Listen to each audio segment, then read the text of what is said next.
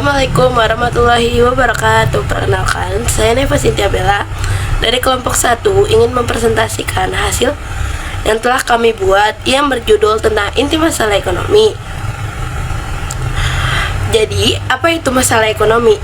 Inti masalah ekonomi adalah bagaimana manusia memenuhi kebutuhan yang tidak terbatas dengan sumber daya yang terbatas yang berkaitan dengan kelangkaan.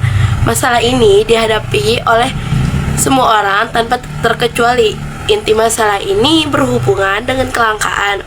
Semua manusia, baik yang kaya maupun yang miskin, pasti akan menghadapi masalah kelangkaan. Selanjutnya akan dibacakan oleh Adel.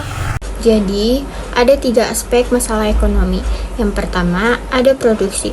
Produksi adalah kegiatan utama ekonomi yang bertujuan untuk menghasilkan barang. Dan yang kedua, ada distribusi. Distribusi adalah proses penyaluran barang dan jasa dari produsen ke konsumen. Dan yang ketiga, ada konsumsi. Konsumsi adalah proses kegiatan penggunaan barang dan jasa oleh masyarakat untuk memenuhi kebutuhan. Ekonomi menurut ekonomi mikro atau modern. Yang pertama, jenis barang apa yang diproduksi dan berapa jumlahnya. Mengenai atau jenis dan jumlah barang yang akan diproduksi harus mempertimbangkan keterbatasan sumber daya dan kebutuhan masyarakat. Tidak semua barang dapat diproduksi dalam jumlah yang sesuai atau yang diinginkan. Yang kedua, bagaimana cara memproduksinya. Cara memproduksi atau proses produksi mencakup pada pemilihan teknologi, metode produksi, tenaga kerja, serta sumber daya yang digunakan. Produksi dapat digunakan dengan metode padat karya. Yang ketiga, ada untuk siapa barang tersebut diproduksi. Suatu barang yang diproduksi harus didistribusikan kepada masyarakat sesuai dengan pendapatan dan kondisi ekonomi. Dalam sistem ekonomi pasar, distribusi ditentukan oleh mekanisme pasar dan persaingan. Terus ada membuat pilihan yang tepat untuk bertindak. Masalah ekonomi harus diatasi agar kemakmuran masyarakat dapat terwujud. Beberapa alternatif solusinya ada mempertimbangkan biaya peluang, menyusun skala prioritas, mengelola keuangan, dan memilih sistem ekonomi yang sesuai. Ada beberapa hal yang perlu dilakukannya. Yang pertama, ada analisis biaya peluang, analisis biaya manfaat, trade-off, identifikasi faktor pendorong, terus prinsip ekonomi, dan berpegang pada prinsip ekonomi. Indira Khairunisa. Selanjutnya ada memanfaatkan biaya peluang. Memanfaatkan biaya peluang ada 3 menurut para ahli. Yang pertama, ada dari Gregory Mankiw. Biaya peluang adalah apa yang harus dikorbankan untuk memperoleh sesuatu. Dan yang kedua, ada dari Robert B. Ekelund and Robert D. Townsend.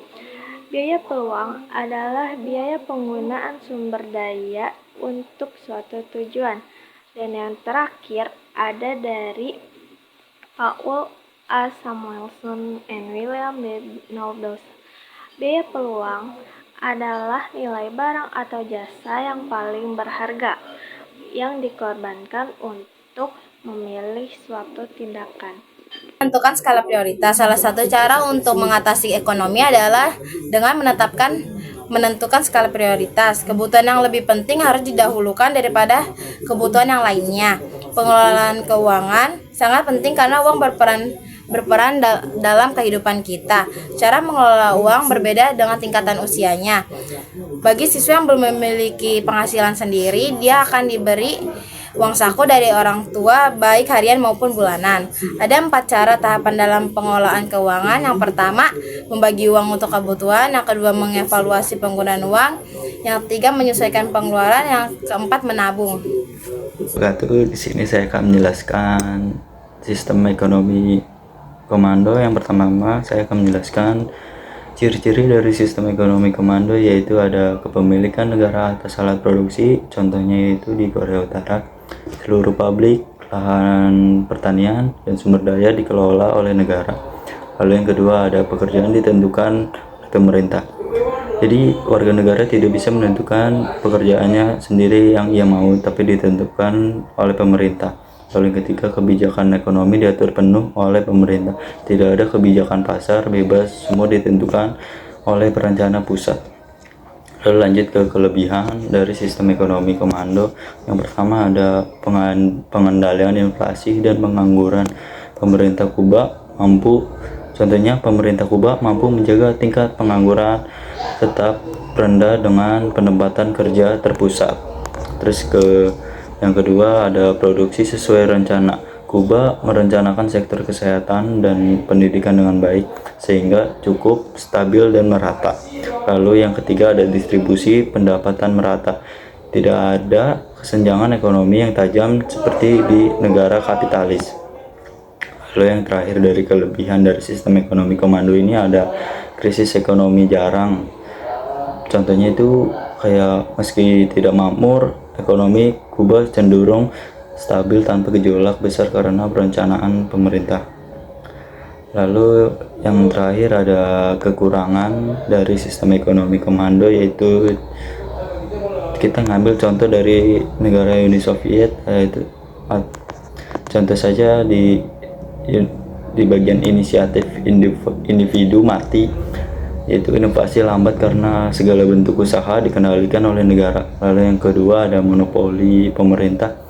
Pemerintah menjadi satu-satunya pihak yang mengatur dan mengelola ekonomi sehingga layanan sering tidak efisien dan merugikan rakyat. Dan yang terakhir ada kebebasan kepemilikan rendah. Warga tidak bisa memiliki properti pribadi atau menjalankan usaha sendiri tanpa izin pemerintah. Lalu lanjut ke sistem ekonomi pasar.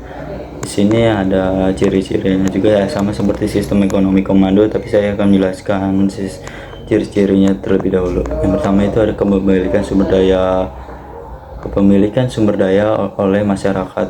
Di Amerika Serikat, individu atau perusahaan swasta bebas memiliki tanah, pabrik, dan alat produksi lainnya. Lalu yang kedua, pemerintah tidak ikut campur langsung.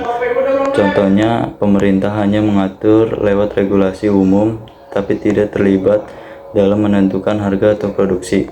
Yang terakhir yang ketiga ada persaingan bebas. Contohnya itu banyak perusahaan bersaing di pasar, contohnya di industri teknologi seperti Apple, Microsoft, dan Google. Yang terakhir itu motif keuntungannya, contoh seperti semua usaha dilakukan untuk memperoleh profit, bukan atas dasar kebutuhan nasional.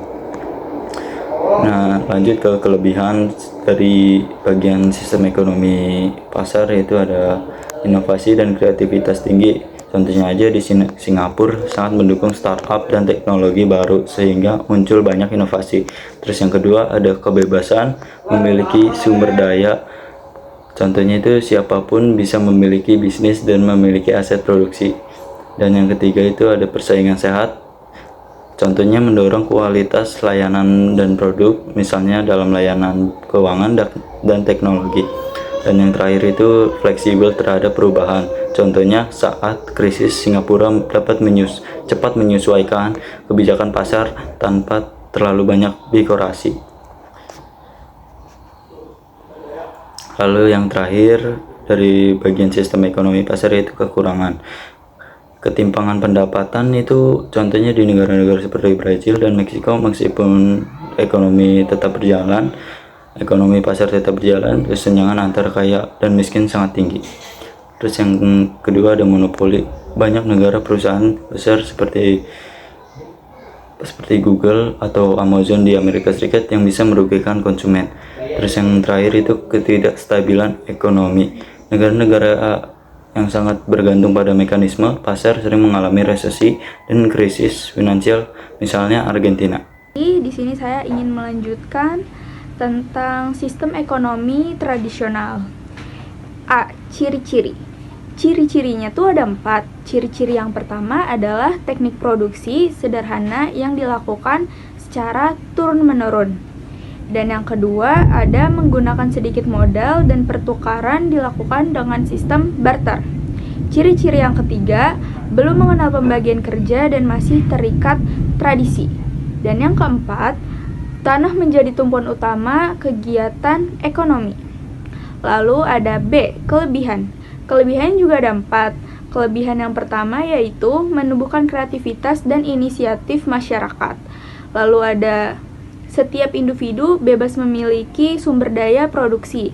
Dan yang ketiga, mendorong persaingan dan menghasilkan barang yang berkualitas tinggi.